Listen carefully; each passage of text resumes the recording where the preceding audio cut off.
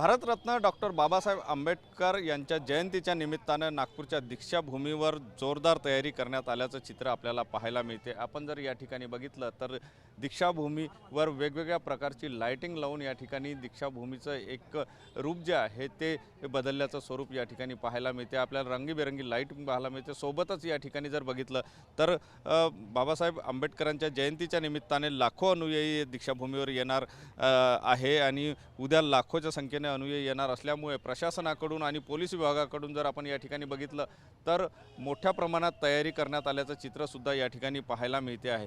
एकंदर जर बघितलं तर डॉक्टर बाबासाहेब आंबेडकरांनी याच नागपूरच्या दीक्षाभूमीवर बुद्ध धर्माची दीक्षा घेतली होती आणि तेव्हापासून अनुयायी जे आहे ते मोठ्या प्रमाणात देश विदेशातील अनुयायी जे आहे ते नागपूरमध्ये हजेरी लावतात आणि त्याच अनुषंगाने पोलीस आणि प्रशासनाकडून सुद्धा तशीच तयारी केली जात असल्याचं चित्र पाहायला मिळते। आपण आजच जर या ठिकाणी बघितलं तर मोठा पोलीस बंदोबस्त आजपासूनच या ठिकाणी लागलेला आहे। आपण बॅरिकेटिंग बघू शकतो की कशा प्रकारे कोणालाही ही कुठल्याही प्रकारची अडचण जाणार नाही या दृष्टिकोनातून प्रशासनाकडून तयारी करण्यात आलेली आहे।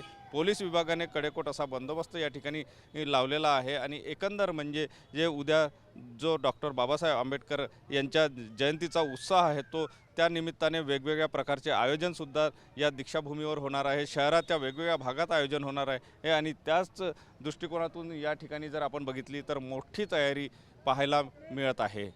Cameraman size Sunil Dhage, TV9 Marathi, Nagpur.